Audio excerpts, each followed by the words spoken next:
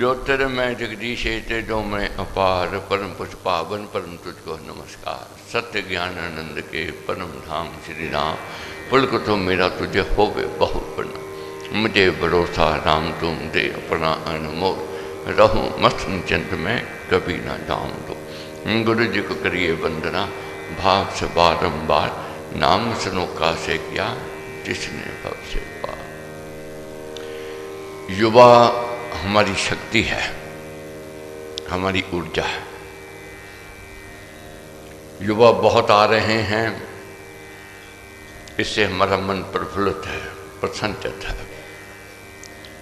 जिस प्रकार हमारा धर्म कर्तव्य अपने आप को साधना, अपने आप को तराशना, इसी प्रकार युवा को तराशना, युवा को दिशा दिखानी, युवा के अंदर अच्छे संस्कार पैदा करने, युवा को धर्म की ओर लगाना, ये भी हमारा धर्म, हमारा कर्तव्य है। तो श्री स्वामी जी महाराज का कहना है कि धर्म का जो मार्ग है वह दूसरे मार्गों से न्यारा है। धर्म का प्रचार जनता में मेल मिलाप, आचार विचार की उन्नति करता है। तीव्र और प्रबल जिसका विचार होता है उसे लाभ होता है, परंतु जिस युग में हम विचरते हैं इसमें राजनीति अधिक है। मगर हमने अपना रास्ता धर्म का अपनाना है, धर्म की ओर बढ़ना है। धर्म क्या है, अधर्म क्या है, अभी तक हम इसको समझ नहीं पाए हैं। जिसको मत समझते हैं, धर्म समझते हैं, वह मत है। मत और धर्म में अंतर है। ये निर्णय करना है, आज विचार करना है कि हमने मत की ओर जाना है कि या धर्म की ओर जाना। ठीक है, मत में जाते हैं, तीर्थों में जाते हैं, तीर्थ करते हैं, जाना है, बुरा नहीं, अच्छा है। मगर सबसे अच्छा क्या है कि धर्म की धारणा करने। अगर धर्म की धारणा हो गई, धर्म हमारे भीतर आ गया, तो शीघ्रता से लाभ होगा, मंजिल मिलेगी, रास्ता मिलेगा। महाराज कहते हैं कि मनुष्य के जीवन का बहुत भाग आलस्य में व्यतीत हो जाता है। अतः हर समय धर्म का पालन करने को तैयार रहना चाहिए। अधिकतर समय हमारा आलस्य प्रमाद में निकल जाता है। मगर महाराज का कहना है कि धर्म की ओर बढ़ना है। जो धर्म की ओर बढ़ता है वह अपने जीवन को सफल बना लेता है। आत्मा का उत्थान करना चाहो तो कार्य करने को तैयार रहो। कोई काम कल को नहीं छोड़ देना चाहिए। आज का काम आज ही करना है। मन टालम टोल करेगा, मन कहेगा आज नहीं कल, कल नहीं परसों, ये मन का स्वभाव है। मगर अपने आप को प्रेरणा देनी है, अपने आप को उत्साहित करना है। नहीं कल नहीं, आज ही। अब समय का क्या पता है कल क्या होने वाला है, कल शरीर काम करे या ना करे, कल जहां रहना है या नहीं रहना, कौन जाने। इसलिए अपने मन को प्रेरणा देनी है। आलस्य प्रमाद तू छोड़, धर्म के पथ पर चल, ये पथ उत्तम है। एक पल की किसी को खबर नहीं है तो कल की क्या मालूम।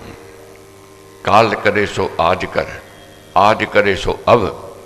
कच्चा मन आगे करने की टाल टूल का संकल्प करता है। कच्चा मन समय टालता है। कच्चा मन जो है समय टालता है। मन को जगाना है। देखो बच्चे, युवा और भावना वाले प्रातः 4 बजे, 4:30 बजे, 5 बजे कैसे भागे भागे आते हैं। एक ही संकल्प है कि व्रत पूर्ण हो। अगर व्रत पूर्ण है तो इसमें व्रत में खाली हाथ नहीं जाना है। बार बार मैं कहता हूं कि व्रतियों के मनोरथ पूर्ण हों। व्रत तो पूर्ण होवे, मगर व्रत के साथ व्रतियों के मनोरथ पूर्ण होवे। खाली नहीं जाना है, हमने लेकर जाना है उस मालिक की कृपा को। लेने के लिए अधिकारी बनना है। जब तक अधिकारी नहीं बनेंगे तो बात बनने वाली नहीं है। अच्छे कामों में देर नहीं करनी चाहिए, हमारे कहते हैं। हिचकिचाना भी नहीं चाहिए। जो वचन दिया उसका पालन करना, उसे करना है। वाणी का पालन करने से वाणी बलवती है। मनुष्य को चैतन्य रहना चाहिए। सत्संग में जाकर समझने की चेष्टा करनी चाहिए। मनुष्य को चैतन्य रहना चाहिए और सत्संग में जाकर के कुछ बनने की, कुछ करने की उमंग पैदा होती है। इसलिए सत्संगति में जाना चाहिए। सत्संग एक पाठशाला है। उससे क्या है? उनसे उन्नति होती है। हर एक आदमी चाहता है कि मैं उन्नति करूं। ये सत्संग में जाकर के हो गए। महापुरुषों के दिए हुए ज्ञान का मनन चिंतन, उपदेशों का मनन चिंतन करने से हो गए। अब बात चल रही है कि मत क्या है, धर्म क्या है। धर्म तीर्थ आदि, गंगा स्नान आदि ये मत है, अंदर है, जो धर्म नहीं है। धर्म तो जीवन तत्व विज्ञान है। मत में कोई बात निश्चित नहीं होती है, मत में अंतर आ जाता है, मगर धर्म निश्चित है। धर्म तो जीवन ज्योति जगाने वाला है। धर्म में जीवन का कल्याण होता है। अब श्री भक्ति प्रकाश जी में आप पृष्ठ नंबर निकालेंगे 213 पृष्ठ नंबर। धर्म के लक्षण क्या कहे हैं महाराज? इस पर अधिक जोर देना है। किस पथ पर हमें चलना चाहिए? जो हमें, जैसे मुसाफरी में जाते हैं, पूछ लेते हैं भी कौन सा रास्ता अच्छा है और कौन सा रास्ता जल्दी पहुंचावेगा। मैं बतावेगा ये इस रास्ते पर जाओ, ये अच्छा रास्ता है। सड़क भी अच्छी है और मुसाफरी भी शीघ्र हो गई। कोई कहे मैं तो अपनी जिद से जाऊंगा, मैं अपनी मर्जी से जाऊंगा, फिर वह भटकता रह जाएगा, भटकने लग जाएगा। अब महापुरुषों ने जो हमें उपदेश दिया है कि धर्म पर चलना है तो पहले धीरज करो। सुख दुख आवेगा ही आवेगा, इसको कोई रोक नहीं सकता। रोने से दुख जाने वाला नहीं है। सहन करने से दुख आता रह जाता है। रोता रहे व्यक्ति, रात आ गई कि रोने से जावेगी नहीं, समय पर वह जावेगी। ऋतु परिवर्तन समय से आवेगा, समय से जावेगा। इसी प्रकार महाराज कहते हैं आगे क्या विचार है? सहनशीलता। दूसरी बात, ये जीवन में प्रकृति के थोपड़े सहन करने ही पड़ेंगे। सहनशील बनना है। जो सहनशील बनता है वही सफल है। तीसरा लक्षण महाराज ने क्या किया, कहा था? अक्षमा, माफी देना। गलती हर एक आदमी से होती है। कोई ऐसा इंसान नहीं है जिससे भूल ना हो, मगर जो क्षमा कर देता है किसी को, वही श्रेष्ठ माना जाता है, वही महान माना जाता है। आग से आग नहीं बुझती, लहू से लहू का धब्बा नहीं धोया जा सकता, बैर से बैर को नहीं जीता जा सकता है।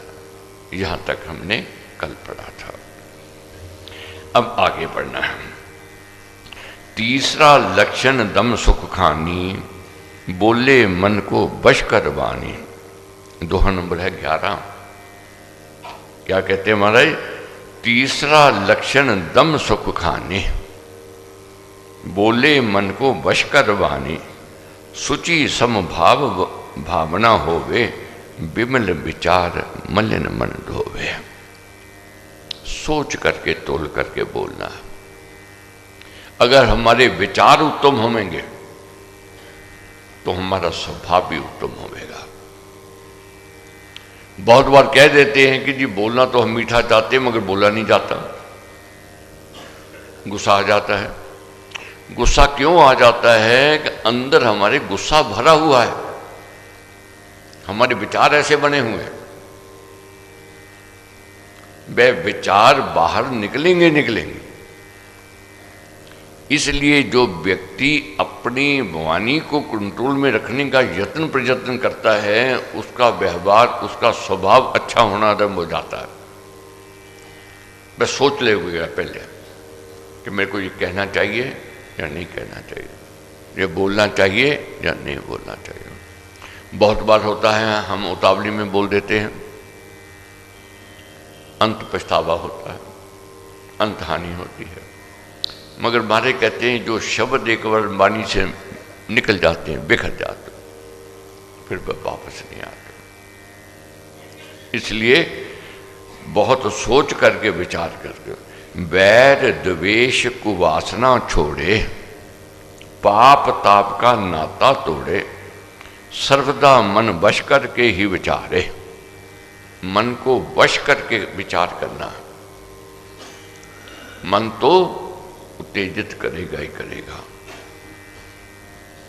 मन बदला लेने की सोचेगा ही सोचेगा, मगर मन को समझाना है। मारे कहते ऊंच नीच सभी की सहारे, और कर्म से दूर ना जाना, आन मान को अंत निभाना, दमन धर्म सुधारा पहचानो, मन वश करना उत्तम मानो। तो इन दोनों हमने मन को वश करना है, कंट्रोल में लेकर के आना है। कोशिश करेंगे सफल होंगे। घोड़ा हाथी चंचल वृत्ति के हैं, मगर जब सद जाते हैं उनको बांधने की जरूरत नहीं पड़ती, इशारा समझते हैं। मन चंचल है मगर ये जब सद जाता है फिर वह इशारे से समझता है, फिर इसकी चंचलता वह चंचलता नहीं रहती है।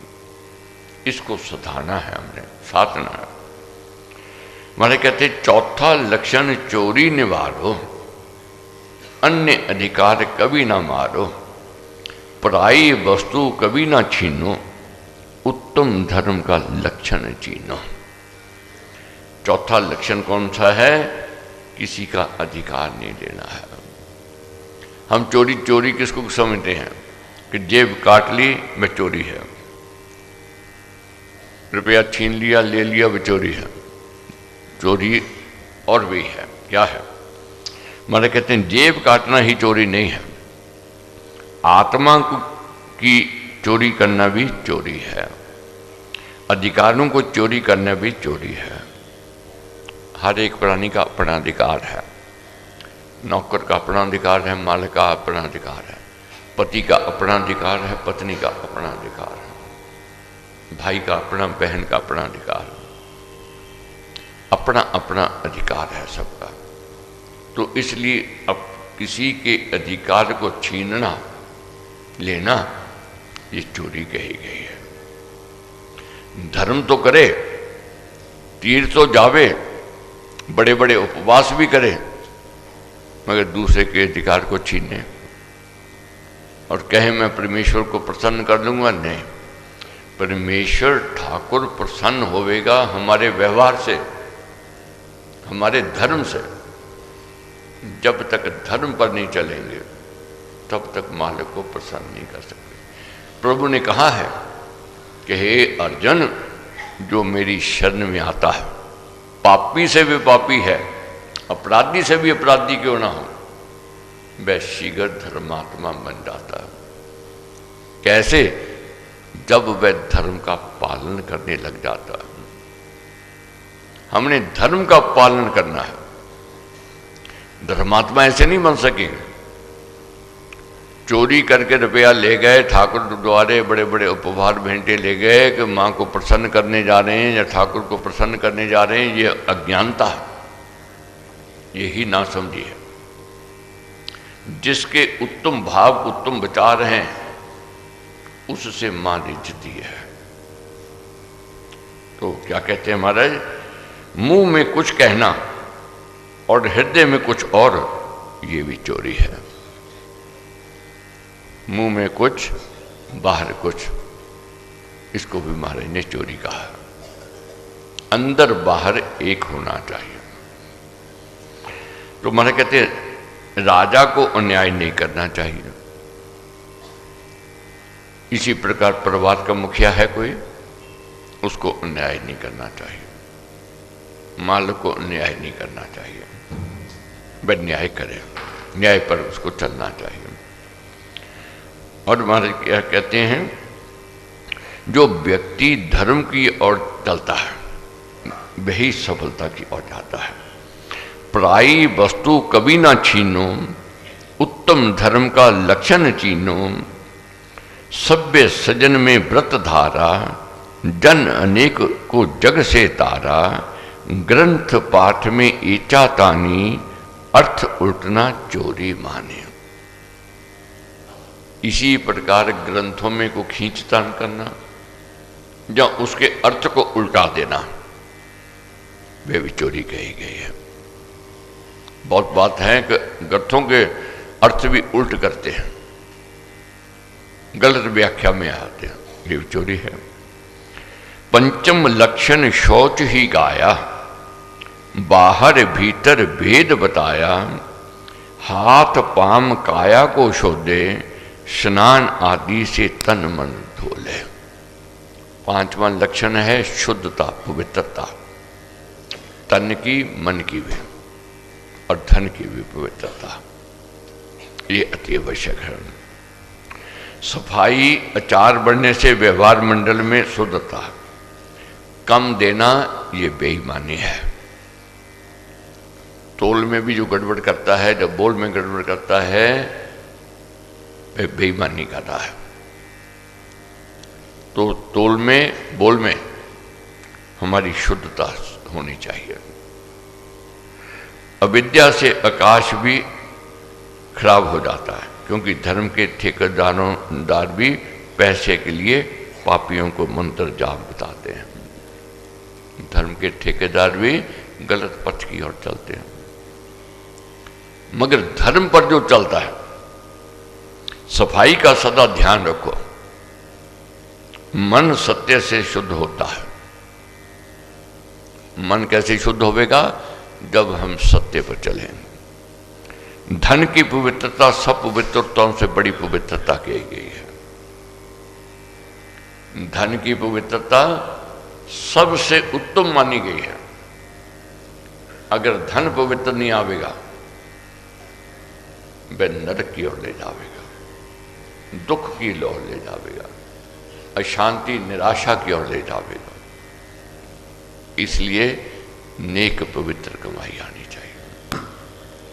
दूसरी का अधिकार छीन करके दूसरे का वृक्ष बड़ा है और काट के कहो कि हम अपना वृक्ष बड़ा कर लेंगे, ठीक है, कुछ दिन के लिए तो हरा भरा दिखाई देगा, दूसरे का कटा हुआ छोटा और अपने वृक्ष पर लगा लेंगे, हमारा बड़ा लगेगा।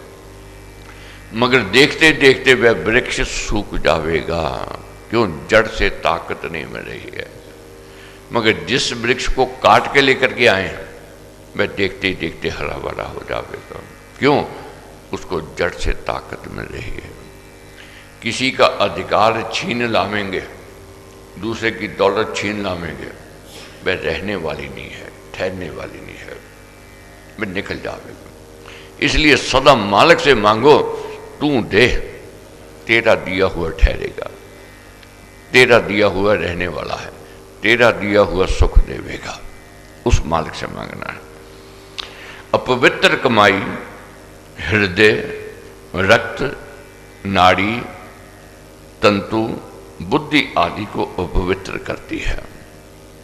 पापी यदि भगवान के समक्ष क्षमा मांगे, प्रार्थना करे, ऐसा करने पर अंतःकरण निर्मल होता है, बुद्धि ज्ञान से पवित्र होती है।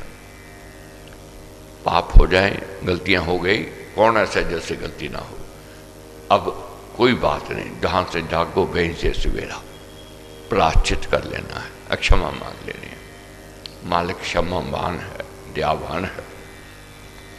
तो महाराज कहते हैं बुद्धि को पवित्र करना है, ये ज्ञान से पवित्र होगी और कोई साधन नहीं है। जैसे शरीर को जल से पवित्र करते हैं, साफ करते हैं, बुद्धि ज्ञान से पवित्र होती है। पापी जप से शुद्ध हो, सत्य से ऊपर कोई धर्म नहीं है, सत्य से ऊपर कोई धर्म नहीं है। इसलिए ज्ञान बिना धर्म नहीं चलता है। जब तक ज्ञान मिलेगा तब हम धर्म की ओर बढ़ेंगे, नहीं तो धर्म से पिछड़ जाएंगे। एक तो बात बिल्कुल निश्चित है, स्पष्ट है, हम सब की एक है। हम सब यहाँ पर आते हैं अच्छा बनने के लिए आते हैं, मालिक की कृपा को प्राप्त करना चाहते हैं।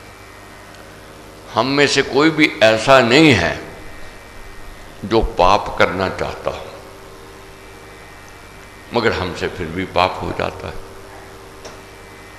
अर्जुन ने पूछ लिया कि प्रभु पाप ना करना चाहते हुए पाप क्यों हो जाता है? ये कौन सी शक्ति है जो हमसे पाप अपराध करवाती है? प्रभु कहते हैं ये कामना है और ये वासना है। कामना और वासना के अधीन होकर के व्यक्ति पाप और अपराध करता है। आत्मचिंतन करो, जब भी हमसे पाप अपराध हुआ है उसके पीछे कामना या वासना थी, वे गलती और गलत काम करवाती है। अब अर्जुन पूछते हैं कि प्रभु फिर ये पाप अपराध से कैसे बचा जाए? प्रभु कहते हैं जगा हुआ आत्मा इस पाप से और अपराध से मुक्ति पा सकता है। जगा हुआ आत्मा कामना और वासना पर कंट्रोल कर सकता है। तो हमने भी जगाना है अपनी आत्मा को, ताकि हम अपनी इंद्रियों पर कंट्रोल कर सकें। इंद्रियों पर जब कंट्रोल हो जाएगा फिर हमें कामना वासना विचलित नहीं करेगी, पाप अपराध की ओर नहीं लेकर के जाएगी। अब प्रभु क्या कहते हैं, छठा लक्षण क्या है? धर्म का लक्षण षष्ठ विचारा, इंद्रिय ग्रह नाम उचारा, रखना संयम है गुणगारी, उत्तम धर्म कहे गुणधारी। इंद्रियों को कंट्रोल में रखना है, ये धर्म का छठा लक्षण है। इंद्रियां ही हमारी जो हैं, जो अपनी बहुत प्रिय लगती हैं, यही हमें पतन की ओर ले जाती हैं। आंखें सुंदरता को देख लेती हैं, हम आकर्षित हो जाते हैं। कान कुछ अच्छा सुन लेते हैं, हम आकर्षित हो जाते हैं। रसना रस ले लेती है, आकर्षित हो जाते हैं। आँखों की इच्छा की पूर्ति, कानों की पूर्ति या रसना की पूर्ति के लिए हम फिर गलत काम करने में भी संकोच नहीं करते, क्योंकि मन उसमें जुड़ जाता है। पहले विषय जो भी होता है इंद्रियों में आता है। अगर इंद्रियों ने विषय छोड़ दिया तो समझो बुराई बाहर ही निकल गए। अगर इंद्रियों ने उस विषय को पकड़ लिया तो समझ लो बुराई हमारे अंदर आ गई। जैसे साधारण सी बात है, बाजार में जाते हैं, तरह तरह के अश्लील पोस्टर देखते हैं। एक व्यक्ति देखा अनदेखा कर देता है, उसने देखा अश्लील चित्र मगर अनदेखा कर दिया। क्यों? ये मेरा विषय नहीं है, मैं नहीं देखेगा। कौन? जो विवेकी है, जो धर्म पर चलता है, मैं देखा अनदेखे कर देगा। बाजार में बहुत ऐसे मिलेंगे, गाली गलौज करने वाले मिलेंगे, मगर सज्जन व्यक्ति गाली गलौज न सुनता है न उसमें रुचि लेता है, दूरी कर लेता है। क्यों करता है? कि ये मेरा विषय नहीं है, उसके ऊपर धर्म का प्रभाव है, उसका विषय नहीं है। अब रसना रस लेने वाली है, रस तो तरह तरह के हैं, नशे वाले भी हैं, दूसरे वाले भी, मगर जो विवेकी है, जो साधक है, जो धर्म पर चल रहा है, वह क्या कहता है? ये मेरा विषय नहीं है, वह वहां से दूर हो जाएगा। जिसका विवेक जागृत हो गया वही इससे दूरी कर सकता है। इसलिए विवेक को जागृत करना है। मन तो है, मन तो कहेगा, क्या फर्क पड़ता है, एक बार देख लें। मगर जब देखने लगता है अश्लील चित्र में, जब अश्लील बातों में, फिर उसमें फंस जाता है, निकल नहीं पाता है। भमरा कहता है मैं थोड़ा सा रस ले लूं, मगर रस में ऐसा लीन होता है, रात हो जाती है, फिर निकलना मुश्किल होता है, फिर तड़पता है, मर जाता है, नहीं निकल पाता। इसी प्रकार ये बुराई है। इंद्रियों में पहले विषय आता है, अगर उस विषय को बाहर रोक दिया जाए तो व्यक्ति सज्जनता की ओर बढ़ता है। अगर उस विषय का संग कर ले तो उसमें उलझ जाता है। तो प्रभु क्या कहते हैं कि निश्चय से विषय में विचरती हुई इंद्रियों के पीछे जो मन प्रेरित किया जाता है, ये भगवान श्री कृष्ण कहते हैं कि हे अर्जुन, निश्चय से विषयों में विचरती हुई इंद्रियों के पीछे जो मन प्रेरित किया जाता है, इंद्रियों के साथ भटकाया जाता है, वह इंद्रियों का अनुगामी मन इस साधक की बुद्धि को ऐसे हर कर ले जाता है जैसे पानी में नौका बाजू को खींच ले जाती है। बाजू जब आती है नौका को अपनी ओर खींच ले जाती है। इसी प्रकार जो व्यक्ति अपनी इंद्रियों को खुला छोड़ देता है तो कामना वासना उसको अपने साथ ले जावेगी, बुराई की ओर ले जावे।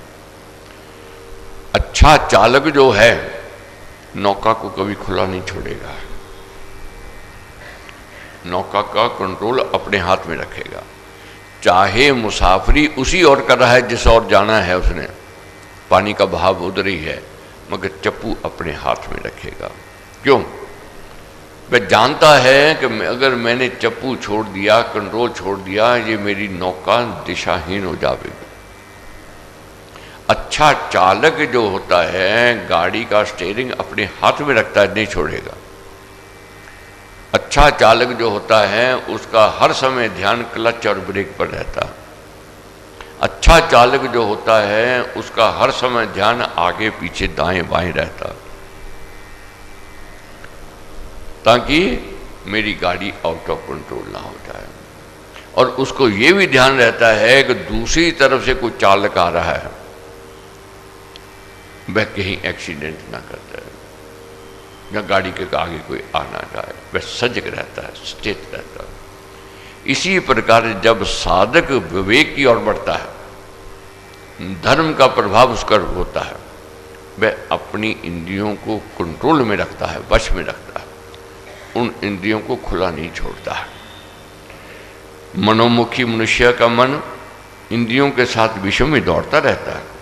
वह मन साधनशील की बुद्धि को भी बल से खींचकर बाहरी विषयों में ले जाता है। जो वो व्यक्ति मनोमुखी है, मैं तो वही करूँगा जो मेरा मन कहे, अंत में दुख की ओर जाता है, अंत हानि की ओर जाता है। मन को खुला नहीं छोड़ना है, मन के साम्राज्य में नहीं घिरे रहना है, मन के मालिक बनना है, मन को नौकर बनाना है अपना। ये ज्ञान से होगा।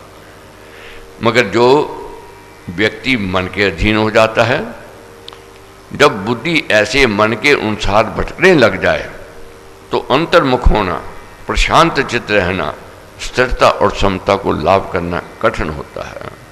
और ऐसा व्यक्ति दुखी, हताश और उदास रहता है। आज क्या कारण है हम दुखी रहते हैं, हताश रहते हैं? उदास रहते हैं।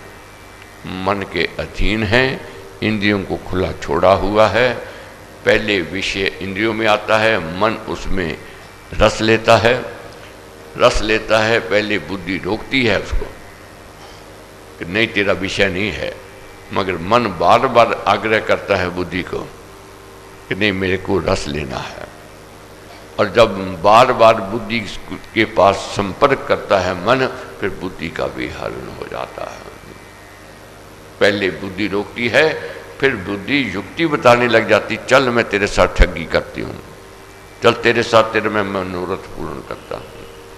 मगर जिसका आत्मा जगा हुआ है वह अपनी बुद्धि को भी कंट्रोल कर लेगा, चोट लगावेगा बुद्धि को भी, उसको भी दिशा दिखावेगा। इसलिए आत्मा को जगाना है। प्रभु क्या कहते हैं कि जैसे शुकदेव ने अपने आप को संयम में रखा, अपनी इंद्रियों को कंट्रोल में रखा, युवा अवस्था थी मगर अपनी इंद्रियों बेकाबू नहीं उसने होने दी। शुक्र ने संयम यथा निभाया, अंतःपुर में नहीं घबराया, स्त्री संग की शोभा निहारी, अचल रहा सुधारना धारी, सातवां लक्षण बुद्धि बखानी, धर्म कर्म गुण ज्ञान न जानी। सातवां लक्षण क्या है? बुद्धि को बढ़ाना है। जब तक बुद्धि सात्विक नहीं होगी लाभ नहीं होगा। सात्विक बुद्धि तो ठग के पास भी है, दुराचारी के पास भी है, गलत काम करने वालों के पास भी है, मगर इस बुद्धि को सात्विक बनाना है, धर्म पर चलाना है। इसके लिए ज्ञान चाहिए, ज्ञान की आवश्यकता है। विद्या सुलक्षण आठवां धारो, प्रा अपरा सुभेद विचारो, आत्मज्ञान राम धुन लाना, ईश विचार परा ही जाना। ये ज्ञान यज्ञ है, ये जो हम कर रहे हैं। अग्नि में कितनी भी कोई भी वस्तु डाल दो वह राख कर देगी। ज्ञान की अग्नि भी ऐसी प्रचंड अग्नि है, कितने भी पाप अपराध हमसे हो गए हों वह राख हो जाएंगे। इसलिए ज्ञान की ओर बढ़ना है। नौवां लक्षण सत्य सुनाया, सुप्रण पालन ईश में आया, त्यागे असत्य हरि अनुरागी, कर हरि पूजन पर बढ़भागे। नौवां लक्षण है सत्य की ओर बढ़ना है। झूठ के कोई पैर नहीं होते, झूठा सम्मान नहीं पा सकता, झूठे का सत्कार नहीं होता, सत्य का मान है, सम्मान है। इसलिए सत्य की ओर बढ़ना है।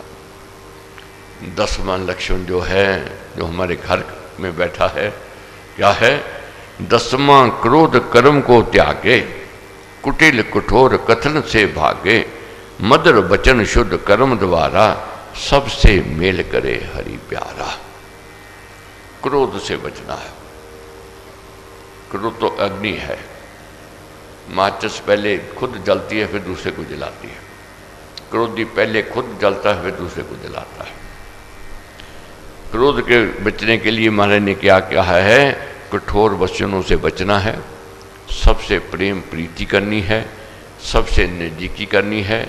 जब प्रेम प्रीति बढ़नी आरम्भ हो जाएगी, क्रोध भी शांत होना आरम्भ हो जाएगा।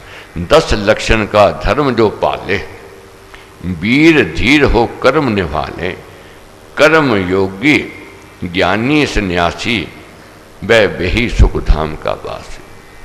जो इस 10 लक्षणों पर चलता है उसमें वीरता आती है, धीरता आती है, और जिस काम में हाथ डालता है बरकत होती है। वे कर्मयोगी है, वे ही ज्ञानी है, वे ही सन्यासी है, और वे ही सुख को प्राप्त करता है। इसलिए माना कहते हैं 4 वर्ण का धर्म समाना, मानव धर्म सभी ने माना, है ये सार धर्म का सारा, जान शेष मत बात सारा। सब जो कह दिया महाराज ने यही उत्तम है, यही श्रेष्ठ है। जितने मत है वे उलझन में ले जाते हैं। ये धर्म के 10 लक्षण जो हैं सभी धर्मों ने अपनाए हैं, तो ये श्रेष्ठ है, उत्तम है। इनको हमने अपने जीवन में उतारना है। तो कल रविवार है, रविवार के सत्संग का समय प्रातः 8:30 से 10 बजे का है, इसका आपने ध्यान रखना है। कल मैंने एक बात कही थी, आपसे निवेदन किया था, आज फिर दोहरा रहा हूँ। जितने आपके परिचित वकील हैं, डॉक्टर हैं, प्रोफेशनल हैं, सीए हैं, पढ़े लिखे हैं, उनको जरूर जोड़ना है। अब समय नहीं, मैं महाराज की बात पढ़नी थी, सुनानी थी। ये जरूरी है प्रचार। अपने धर्म को हमने पिछाड़ना नहीं है, उनकी भी ड्यूटी हमने लगानी है, उनको भी साथ लगाना है, ताकि वह भी धर्म के प्रचार में लगे। जो पढ़े लिखे व्यक्ति, जब देखो कहीं जाओ, गुरुद्वारे जाओ, देखो क्या है, बड़े से बड़े ओहदे वाला, बड़े से बड़ा व्यापारी और बड़े से बड़े वकील, एडवोकेट्स, सीए पोछा लगाते हैं, वहाँ जाके बुहारी लगाते हैं, सेवा करते हैं। इससे दूसरों को पर भी प्रभाव पड़ता है, तो इससे धर्म जागृत होता है। तो इसलिए हमने पिछड़ना नहीं है, हमने भी महाराज के काम को आगे बढ़ाना है।